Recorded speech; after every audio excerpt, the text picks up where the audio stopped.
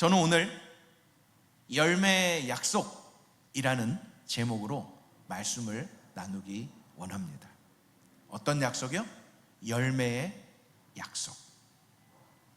우리가 읽은 시편 126편 전체를 살펴보는 것이 아니기에 126편의 배경을 아주 간략하게 설명하겠습니다. 하나님께서 바벨론의 포로로 잡혀갔던 이스라엘 백성들을 포로에서 이제 자기 백성을 이끌어내시고 회복시키시는, 돌아오게 하시는 그러한 일들을 시편의 이 126편의 시인은 고백하는 거예요. 그 현장을. 하나님께서 우리를 위하여 놀라운 일을 행하셨다. 포로로 잡혀갔던 삶의 어떤 소망을 가질 수 없는 상황 가운데 있었던 이스라엘 백성들을 다시 이제 회복시키시는 그 놀라운 일들을 행하셨다는 거죠. 그렇게 백성들의 기쁨은 이루 말할 수 없습니다. 포로에서 이제 여러분 1945년 8월 15일 무슨 날이지요? 여러분들은 잘 기억 못하죠. 1945년 관심도 없죠. 2000년인데 대한독립 만세 하면서 일본의 압제 가운데 있었던 우리 조국 대한민국이 광복, 해방을 하는 날이에요. 많은 사람들이 만세 만세를 외치며 길거리로 나왔습니다. 일본은 이제 자기 나라로 가고, 그 기쁨과 정말 견줄 수 없는 더 기쁜 그러한 모습이 바로 이 시편 126편의 상황입니다. 주변 나라들조차 하나님께서 자기 백성을 돌보시다는 것을 인정할 정도로 너희의 하나님이 그렇게 큰 일을 행하셨구나 라고 그렇게 고백하게 되는, 이 사건은 첫 번째 출애굽을 떠올릴 수 있는 그런 대단한 일입니다. 그리스도 예수를 통해 이루실 제2의 출애굽을 내다보는 사건이기도 합니다.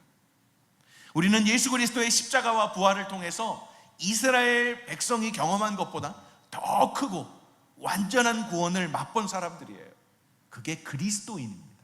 구원받은, 죄의 종로로 타던 우리를 하나님의 자녀로 삼아주시는, 이것만큼 놀라운 일이 어디 있어요? 이것이 오늘 우리가 기뻐하며 찬양해야 할 이유입니다. 시인은 하나님이 과거에 행하신 일을 근거로 다시금 기쁨을 회복시켜 달라고 간구하는 거예요. 예전에 그렇게 하시지 않았습니까? 지금도 그렇게 해 주십시오. 비록 지금은 수확을 그렇게 기약할 수 없어요. 뿌리긴 뿌리는데 어떻게 열매가 맺을지도 기약할 수 없는 그런 상황이지만, 그래서 눈물로 씨를 뿌리지만 하나님이 은총을 베푸시면 기쁨으로 추수할 수 있을 것이라는 확신 가운데 시인이 지금 찬양하는 거예요. 여러분, 인생이 어떻습니까? 우리 청년들의 인생 즐겁습니까? 한 명이 즐거울까 말까 하는데 그것도 완전 즐거운 건 아니고 나머지는 굉장히 근심 걱정이 참 많은 것 같아요. 제가 참 이런 표현을 써서 그렇지만 우리 홀리 임팩트 뿐만이 아니라 이 시대를 사는 청년들이 동일한 것 같아요. 제가 이렇게 설교단 앞에 딱 나와서 여러분들의 얼굴을 보면 한 80대 노인들이 앉아있는 것 같은 그런 느낌을 받을 때가 종종 있습니다. 몸은 젊을지 모르겠어요. 그런데 여러분들의 얼굴 표정을 보면 하나님 말씀하여 주시옵소서 제가 듣겠나이다, 이런 표정보다는 하나님이 지금 나와 함께 하시나? 하나님이 살아계시기는 하나? 더 나아가서 하나님, 저는 하나님께 관심이 없습니다.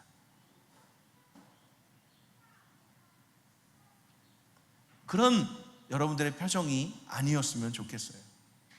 우리 잠깐 한번 미소 지어 볼까요? 어색하게? 저를 보고 어색하게 좀 미소 지어 보세요. 네. 이한 형제, 예. 오케이, 네, 좋아요. 네. 우리 청년이 아니어서 이 지금 자리가 조금 어색하신 분도 몇 분 있는 것 같은데, 그래도 청년의 마음으로 함께 말씀을 함께 나눴으면 좋겠습니다. 팍팍한 인생, 고달픈 인생, 하나님이 내 속에서 먼저 시작하신 구원의 큰 역사를 잊어버리지는 않았습니까? 나는 구원받은 자야. 하나님 나를 너무 사랑하셔. 막 설레고 흥분되고 그랬던 적이 없었다면 괜찮아요. 그때가 올 것이기 때문에. 그러나 한 번도 사랑하지 않은 것처럼, 한 번도 사랑받지 못한 것처럼 우리 그렇게 인상 쓰면서 살지는 맙시다. 고민을 해야 될 때가 있어요. 생각을 해야 될 때가 있어요. 그리고 상념에 젖어서 이 생각하느라고 인상이 찌푸려질 수 있는 그때가 필요합니다. 그러나 오늘 시인은 하나님이 베풀어 주신 그 구원의 큰 역사가 내게도 이루어지기를 바라는, 내가 지금 씨를 뿌리는데 눈물로 씨를 뿌려요. 그냥 즐거움으로 나겠지 이게 아니라 정말 눈물을 흘리며 씨를 뿌리는데 결국에는 기쁨으로 단을 거두고 돌아오겠다라는 그 소망을 가지고 지금 이 시를 그렇게 노래하고 있는 것입니다. 내 눈물을 헛되지 않게 하실 것을 믿음으로 선포하는 것. 여러 번 얘기하지만 우리 형제들이 작정을 하고 운동을 할 때가 있잖아요.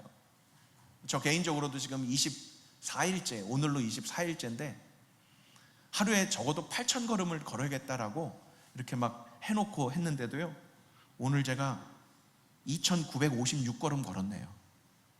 이건 운동이 아니잖아요. 그냥 여기 교회 왔다 갔다 한 거예요. 운동으로 8,000걸음이 얻는다는 건 정말 쉽지 않아요. 여러분들이 뭐 아령을 들고 또 푸시업을 하고 또 여러 가지 뭐 바벨을 들든 뭘 하든 막 했는데 왕자가 안 나오면 어때요? 실망하죠.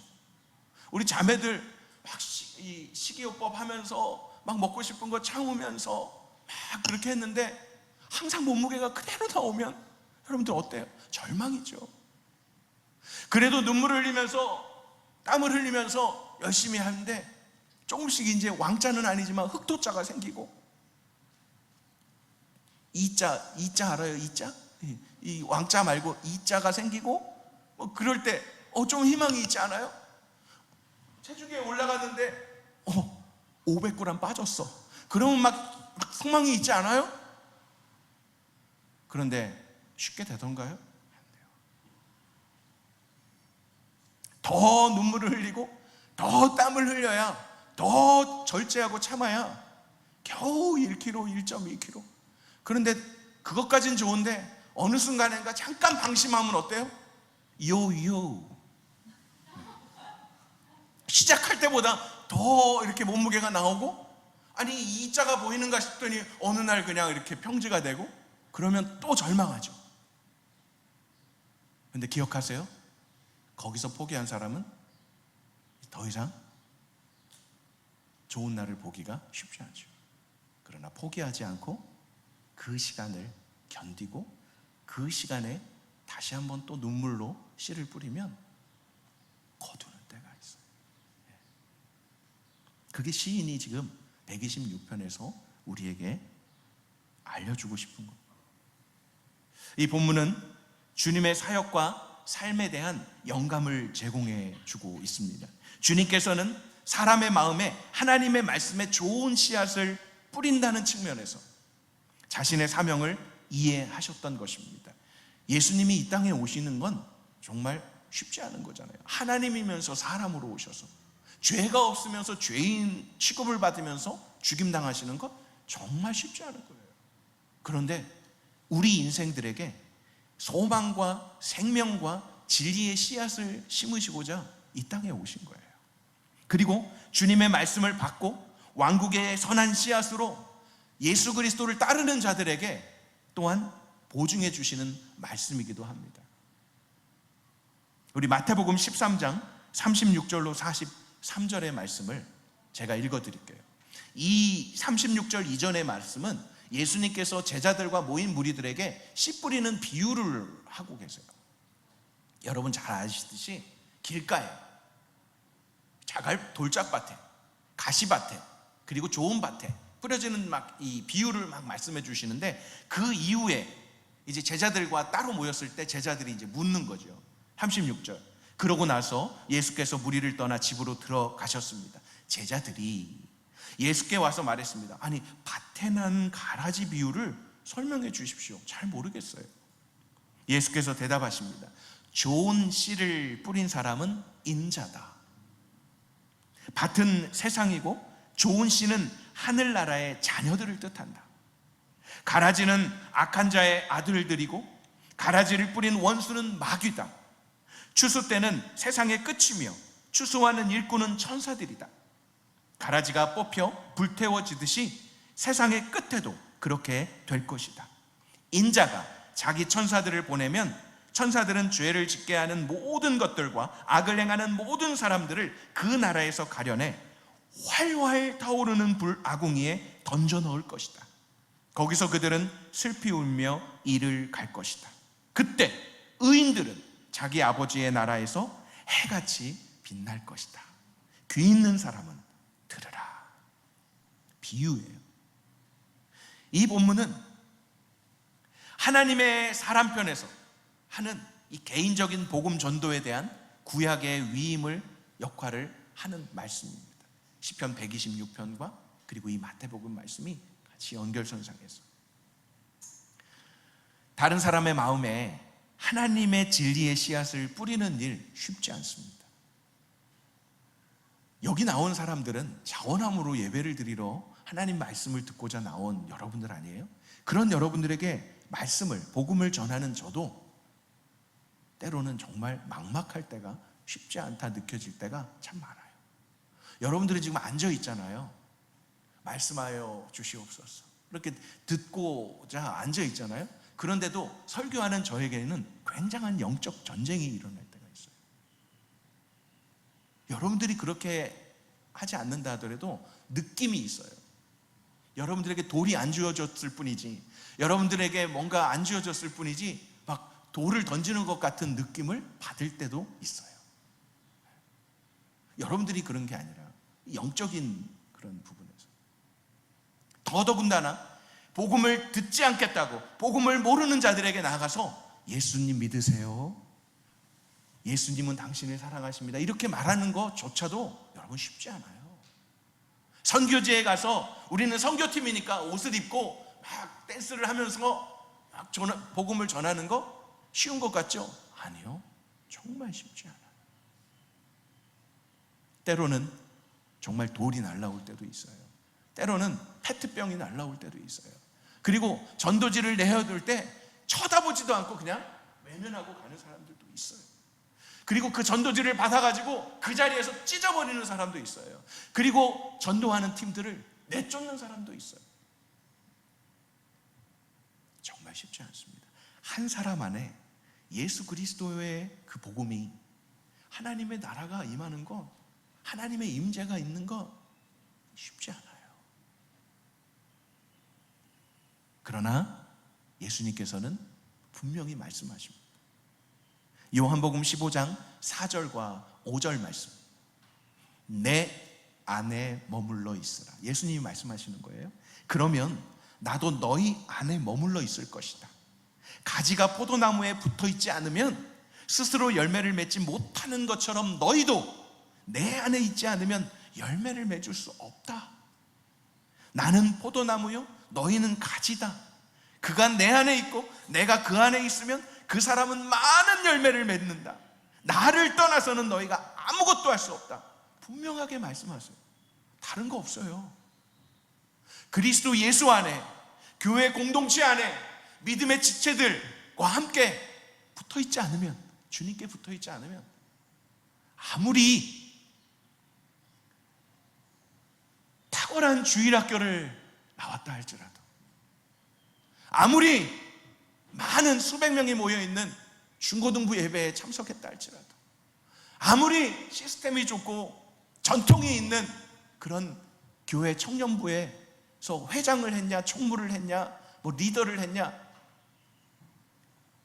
나승입니다. 지금, now, 지금 내가 예수 그리스도에게 붙어 있는지, 예수 그리스도와 인게이지 돼서, 예수 그리스도와 밴드 돼서, 예수 그리스도와 조인 돼서, 아니요, 예수 그리스도 안에, 그리고 내 안에 예수님이 계셔야 그 사람은 많은 열매를 맺는다고 말합니다. 그렇지 않으면 예수님을 떠나서는 아무것도 할 수 없다고 말합니다. 구원받은 그리스도인 곧 예수님의 제자의 삶에서 소홀히 되는 것은 왜 그럴까요?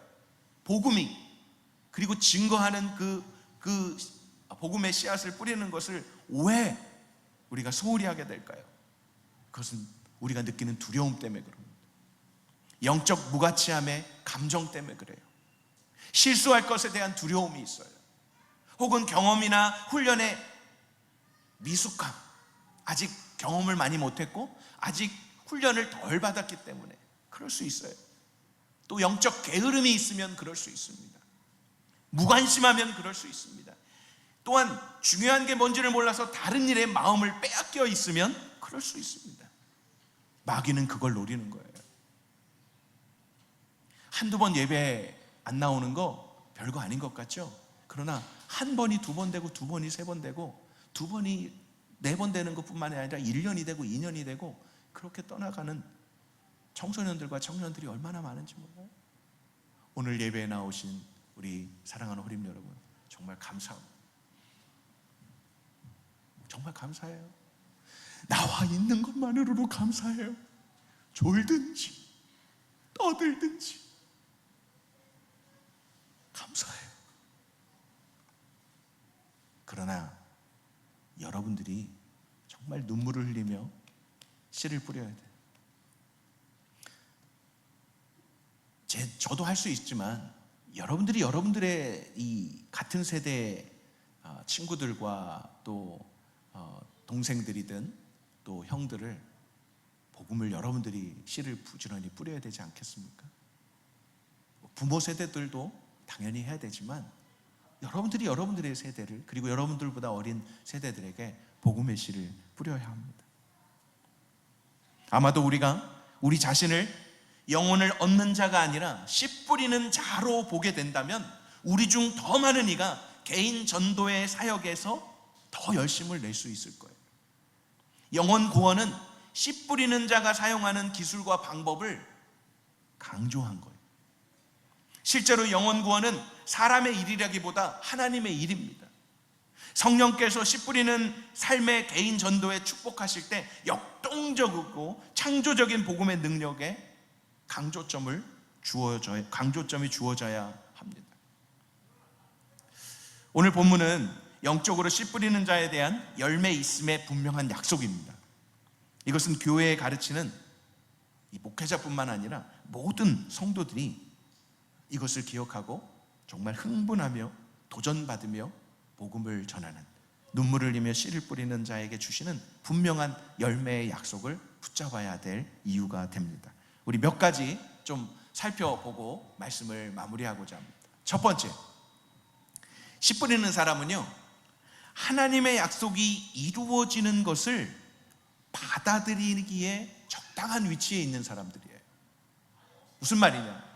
씨를 뿌리는 자가 누릴 수 있는 그 열매 맺기까지는 시간이 걸리지만 씨를 뿌리는 자가 누릴 수 있는 이제는 열매가 언젠가는 맺어져서 그 열매를 맺는, 그 열매 맺게 하시는 하나님을 경험하게 되는 좋은 위치, 좋은 자리에 있다는 거예요.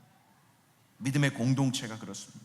하나님의 말씀을 통해서 우리가 확인할 수 있습니다. 하나님의 약속의 풍성함을 주장하기 위해 사람은 잃어버린 자를 죄에서 구하려고 노력해야 합니다. 여러분들이 그런 자리에 있어요. 나만 구원받은 것으로 끝나지 않고 구원받아야 할 자들을 찾아가야 할 그런 중요한 역할과 자리를 여러분들이 가지고 있는 것입니다. 두 번째, 씨 뿌리는 자는요, 살아계신 그리스도의 임재에 대한 확신을 가질 수 있습니다. 마태복음 18장 20절, 우리 지난 2주 전에도 함께 나눴지만 말씀을 좀 잠깐 읽으면서 넘어갈게요. 마태복음 18장 20절입니다. 두세 사람이 내 이름으로 모이는 곳에 나도 그들 가운데 있다. 지금 여기에 계시나. 마태복음 28장 20절, 내가 너희에게 명령한 모든 것을 그들에게 가르쳐 지키게 하라. 보라, 내가 세상 끝날까지 너희와 항상 함께 있을 것이다. 하나님이 함께 하세요. 우리만 보내지 않으세요. 히브리서 13장 5절입니다. 돈을 사랑하며 살지 말고 지금 갖고 있는 것으로 만족하십시오. 주께서는 친히 내가 결코 너를 떠나지 않겠고 또 결코 버리지 않을 것이다 라고 말씀하셨습니다. 하나님의 자녀들, 살아계신 그리스도의 임재를 확신할 수 있다는 게 얼마나 큰 은혜인지 모릅니다. 하나님의 거룩하신 임재는요, 처음에 우리가 또 함께 나눴듯이 칭찬하기 위해서, 죄를 깨닫도록 하기 위해서, 상담하고 도전하고 용기를 주고 믿지 않는 사람을 회심하도록 임재하심을 여러분들 믿고 그 임재 앞으로 더 가까이 나갔으면 좋겠어요. 자, 세 번째, 씨 뿌리는 자는요, 하나님의 뜻과 조화를 이루는 평화를 누릴 수 있습니다. 씨 뿌리는 자를 이렇게 좀 다시 표현한다면 어떨까요? 기도하는 자, 눈물을 흘리며 기도하는 자. 그 기도하는 자는 하나님의 뜻을 알게 됩니다. 기도하면 할수록 내 뜻이 분명해지는 게 아니라요, 정말 기도하는 사람은요, 하나님의 뜻을 분명하게 알게 돼요. 그래서 어떻게 보면 여러분들이 내가 왜 기도를 안 하려고 하지? 내가 기도하기를 왜 멀리 할까? 내 기도가 왜 자꾸 이렇게 게을러지지? 다시 이렇게 표현하면 어떨까요? 하나님의 뜻을 알기가 두려워. 너 튀르키예로 가. 너 인도로 가. 너 빨리 회사에서 나와서 빨리 전도자의 삶을 살아. 마치 이렇게 말씀하실 것 같아서가 아니지만 뭔가 말씀하시는 하나님의 뜻이 내게 들려지면, 내가 알아지면 두려운 거예요. 왜? 다 내려놔야 될 것 같으니까, 다 포기해야 될 것 같으니까. 그러니까 그런 느낌이 들면 더더욱 기도하지 않죠. 왜? 기도했다가는 하나님 말씀하실 것 같으니까. 전부가 그렇지는 않습니다. 그러나 그런 일들이 있습니다. 여러분 인생에 하나님의 뜻과 여러분들이 하모니, 조화를 이루지 못할 때 우리는 긴장하게 돼요. 마음의 평화는 우리의 의지와 창조주이시며 구세주이신 분의 의지와 일치할 때 평안이 오는 거예요. 그리스도를 아는 기쁨을 아직 발견하지 못한 사람의 마음에 하나님의 진리의 씨앗을 뿌리는 일, 정말 중요합니다. 하나님의 뜻의 중심에 더 가까울 수 없다는 것을 우리는 하나님의 말씀을 떠나서는, 그런 주님께로 가까이 갈 수 없다는 것은 분명합니다. 하나님의 말씀이 있어야 가까이 갈 수 있어요. 그러면 하나님의 뜻과 내 생각이 조화를 이루게 되는, 그때 하나님과 화목할 수 있는 것입니다.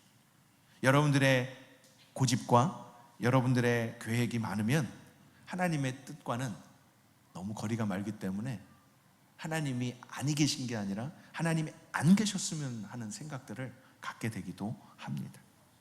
네 번째, 씨 뿌리는 자는요, 삶의 가장 큰 봉사를 이루는 스릴을 경험하게 됩니다. 여러분, 학교에서 선생님이 정말 탁월하게 잘 가르치면 그 아이가 인생이 변하지 않습니까? 병들어 있는 환자가 있을 때 좋은 의사가 정말 열심을 다해서 자기의 가지고 있는 최선의 그러한 기술을 가지고 그 병을 고치려고 힘썼을 때 그 사람이 생명을 얻게, 다시 살게 된 일들이 있죠. 정신과 마음에 신적인 진리의 씨앗을 뿌려서 하나님과의 변화되는 경험을 가능케 한 사람은요, 정신적 혹은 육체적 봉사를 넘어선 것입니다. 왜요? 영적인 부분에까지도 큰 영향을 줄 수 있기 때문에 그렇습니다. 개인에게 할 수 있는 그러한 최상의 봉사뿐만이 아니라 그 사람이 살면요, 그 사람의 주변의 사람들도 또 살아나는 일들이 있습니다. 주 예수를 믿으라. 그리하면 너와 너의 집이 구원을 받으리라. 그러니까 한 사람에게서 끝나지 않는다는 것입니다. 그래서 함께 공동체가 변화되는 놀라운 역사가 있습니다. 저는 바랍니다. 여기에 있는 한 사람 한 사람의 남자들이 변화되어서 그리스도인 남편과 아빠들이 될 것입니다.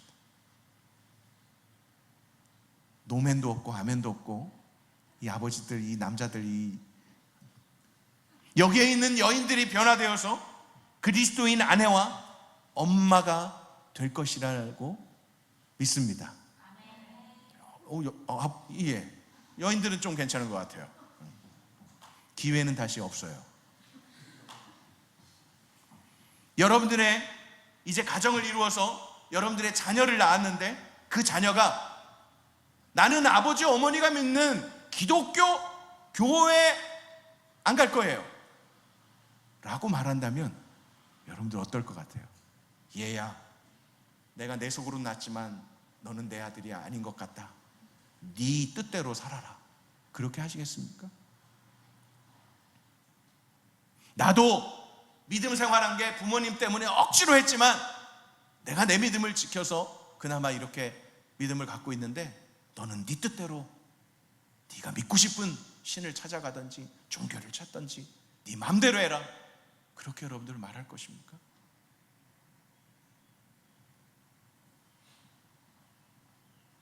여러분 자녀의 회심, 자녀의 그리고 가정의 미래에 여러분들의 믿음으로 말미암아 큰 축복이 끊어지지 않았으면 좋겠습니다. 한 사람이 기독교인 시민이 되도록 돕는 것보다 공동체에서 더 하나님의 그 거룩하심과 영광스러움을 경험할 수 있게 공동체적으로 하나가 되고 공동체적으로 교회가 굳게 선다면 여러분 나라도 변화시킬 수 있는 일들이 분명하게 일어납니다. 하나님께서 가져올 수 있는 최대의 영예와 영광은 사람을 인도해서 하나님을 신뢰하고 그분의 사랑의 요구에 삶을 드리는 것입니다. 마지막 다섯 번째, 씨 뿌리는 자는요 영원한 보상을 확신해야 합니다. 오늘 본문의 말씀과 같이 눈물을 흘리며 씨를 뿌리는 자 기쁨으로 단을 거두리로다. 이 말씀과 비슷한 말씀이 우리 다니엘 12장 3절 말씀에 있습니다. 우리 다니엘 12장 3절은 다 같이 한번 읽어볼까요? 시작. 지혜로운 사람은 하늘이 밝게 빛나는 것처럼 빛날 것이고 많은 사람들을 의로 이끄는 사람은 별처럼 영원히 빛날 것이다. 아멘. 나중에 보상이 있다는 거예요. 하늘에 보물을 쌓아두는 유일한 방법은요 시간과 재능과 보물과 증언 모든 것들을 투자하는 거예요. 그래서 우리가 천국에 갔을 때 하나님께서 그래 너가 이 땅에 살면서 하나님 나라를 위해서 정말 수고했다라고 인정해 주시죠. 제가 그리 오래 자세히 알지는 못하지만 그분의 책을 읽으면서 복음의 그 진수를, 복음의 아주 엑기스를 그리고 열정을 보면서 본받고 싶다라는 목사님이 계십니다. 그런데 그분께서 췌장암 말기로 투병 중에 어제 소천하셨다는 소식을 들었습니다. 너무나 안타까운 일이지만 하나님께서 이 땅의 수고를 마치고 이제는 쉼과 안식을 주시려고 데려가신 줄 믿습니다. 72세십니다. 얼마 전까지만 해도 한국에서 목회자들을 대상으로 한 온라인으로, 비록 온라인으로 저는 참여했지만 거기서 오셔서 강연을 해주셨던 티모시라고 하는데 팀 켈러라는 말로 그냥 이렇게 불러요. 팀 켈러 목사님 72세세요. 근데 어제 하나님께 부르심을 받고 하나님의 나라에 가셨어요. 이 목사님이 쓰신 책들이 참 굉장히 많이 있습니다. 목회자들 뿐만이 아니라 젊은 세대들이 심지어 이제 성소수자들까지도 이 목사님의 설교를 듣고 돌이키는 일들이 많이 일어나고 있었던 그러한 교회를 담임했던 팀 켈러 목사님. 팀 켈러 목사님을 통해서 수많은 영혼들이 복음으로 돌아왔고요, 수많은 설교자들이 복음을 전하고자 열망하게 되었습니다. 팀 켈러 목사님의 헌신과 사역으로 눈물을 흘리며 씨를 뿌리셨기에 지금도 그리고 앞으로도 많은 열매들이 맺혀지게 될 것이라는 확신이 있습니다. 목사님은 이제 이 땅에 계시지 않고 하나님 나라에 들어가셨지만, 불려가셨지만, 목사님께서 이 땅에서 눈물을 흘리며 씨를 뿌렸던 그 씨가 목사님이 살아계실 때뿐만 아니라 지금 이제 목사님이 소천하시고 난 이후에도 계속해서 열매 맺을 것이라는 확신이 있습니다. 한국에서 수많은 젊은, 그리고 복음을 다시 한번 굳게 붙잡고 나아가려고 하는 목사님들이 시티 투 시티라는 그 단체, 이제 외국에서 만들어진 시티 투 시티 CTC라는 그러한 단체에 소속되어서 이 목사님의 책을 읽고 또 성경을 어떻게 하면 더 잘 전할 수 있을까, 복음의 핵심을 어떻게 전할 수 있을까 연구하고 책을 읽고 함께하는 목사님들이 굉장히 많아요. 이 목사님이 하신 그 모임을 만들려고 의도하지 않았다 할지라도 본론은 이 목사님의 뭐를 따라하는 게 아니라 복음을 바르게 전하고 바르게 가르쳐야 된다는 것이죠. 목사님의 그 천국에 이제 들어가셨을 때 하나님이 목사님에게 하실 말씀이 있겠죠. 야, 네가 수고했다. 이 땅에 있으면서 참 수고했다라고 당연히 이렇게 칭찬해 주시겠지만, 지금 이곳에서도 우리가 그 목사님의 뿌리셨던 그러한 눈물의 씨를 또 기쁨으로 단을 거두는 그러한 일들을 앞으로도 지금도 보고 있습니다. 오늘 본문 6절을 다시 한번 보겠습니다. 126편 6절입니다. 귀한 씨를 들고 울며 나아가는 사람들은 반드시 기뻐하며 단을 거두어 돌아오게 될 것이다. 여러분 기억하세요?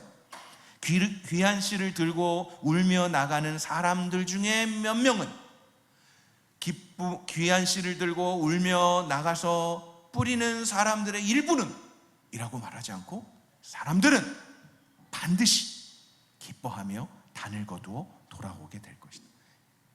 열매의 약속을 분명하게 해주고 있어요. 씨 뿌리는 자가 반드시 기쁨으로 그 단을 거두어 돌아오게 될 것이라고 분명하게 말하고 있습니다. 바울은 자신의 사역을 통해서 그리스도를 알게 된 사람을 자신의 영적인 자녀이며 기쁨이며 면류관이라고 그렇게 이야기를 합니다. 빌립보서 4장 1절에 그렇게 기록하고 있습니다. 그러므로 내 사랑하고 사모하는 형제들이여, 내 기쁨이며 면류관이요, 내 사랑하는 여러분들이여, 이와 같이 주 안에서 굳건히 서십시오.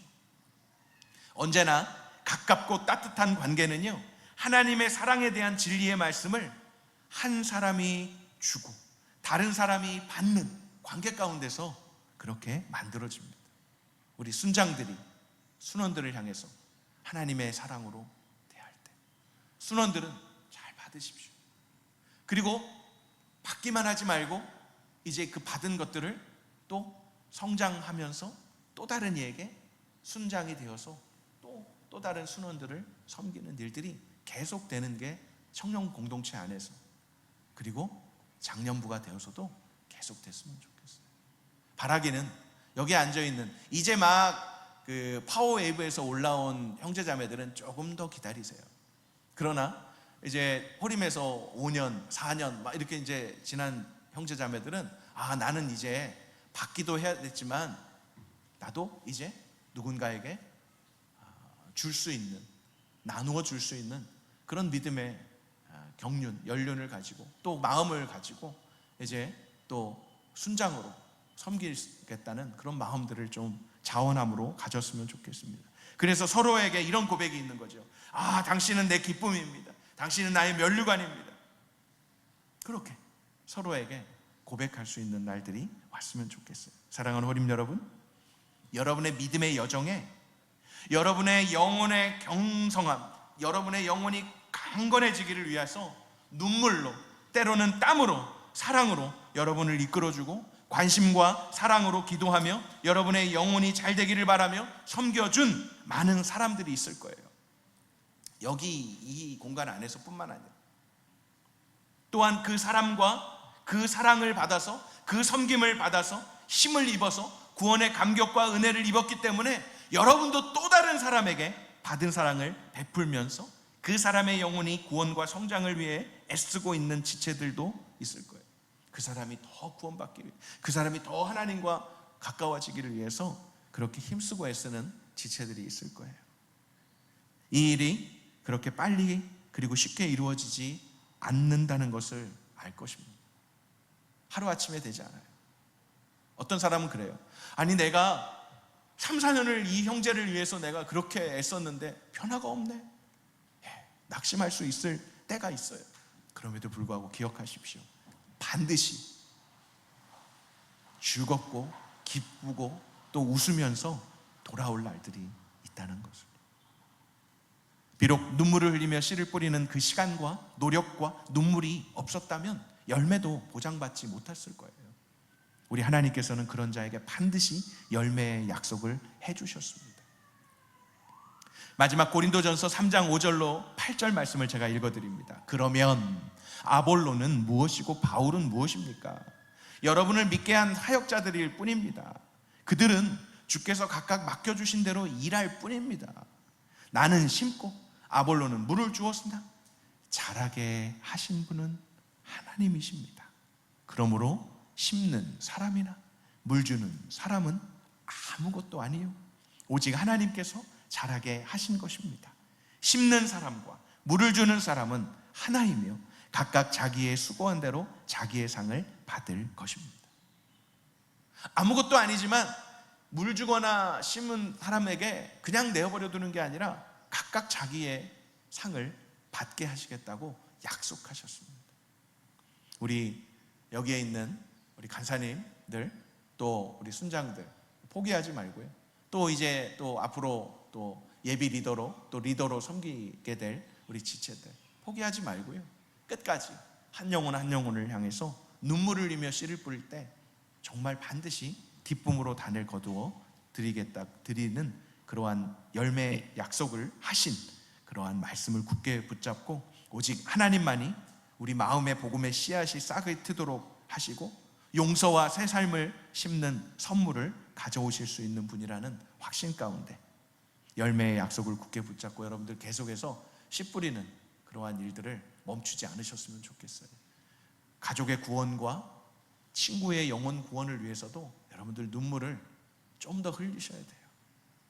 미안한 얘기지만 눈물 없이 씨를 뿌리려고 하지 맙시다. 그냥 어쩌다가 이렇게 던져가지고 나겠지라고 하는 게 아니라는 거예요.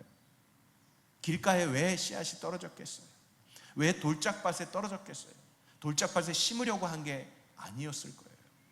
그냥 생각 없이 어떻게 뿌리다 보면 되겠지.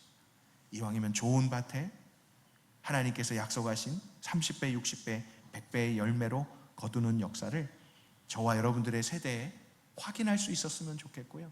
혹 내가 살아서 그 열매와 그 확인을 하지 못한다 할지라도 팀 켈러 목사님과 같이 그 이후에도 이제 많은 영향을 받았던 사람들이 목사님의 그 뿌렸던 눈물의 씨앗에 열매로 드러나는 놀라운 역사들을 우리가 이제 기대하며 확인할 수 있는 날이 올 것이라는 확신을 갖게 되기를 바랍니다. 우리 홀리 임팩트 안에서도 이 안에서 열매를 거두려고 하지 말고 작년부에 가서 그리고 여러분들의 자손에 이르기까지 그런 열매들이 풍성하게 맺게 하시겠다고 하신 약속을 붙잡고 그렇게 눈물을 흘리며 씨 뿌리기를 멈추지 않는 저와 여러분들이 되기를 주님의 이름으로 축원합니다.